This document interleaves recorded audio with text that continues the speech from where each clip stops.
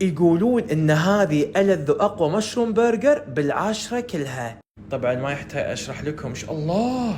اوكي ما بالغتوا، عجيبة. صار عندهم الدياي بعد. بسم الله. السبايسي خطيرة، ويا جماعة حتى العادية موجودة.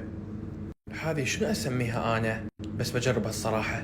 بالضبط برجرات ايام قبل، عرفتوا؟ لازم اكل بطاطا واخذوا المبهر. واخر شيء بجرب التشيكن بافلو. صوتي ايش فيه رايح؟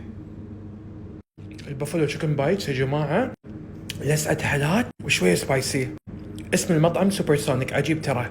يعني شوفوا صراحة بالعادة المطاعم اللي تكون بمناطق بعيدة عن مناطقي يصير فيني اني مالي خلق، بس صراحة هذا كان وايد عجيب. جودة حلوة، اسعارها حلوة، مشروم خطيرة، عجيب المشروم. حتى هذه اللي بطبقتين البرجر قوية. الدياي فيه السبايسي والعادي، السبايسي خطيرة. البطاطا حبيت المبهر اكثر، والبافلو تشيكن يفوز. يعني هذا الطلب بالكامل بكتبه لكم، كان عجيب. وبحط لكم طرق التوصيل اذا تبون. بعد تبون الصراحة حالات تاكلون فريش.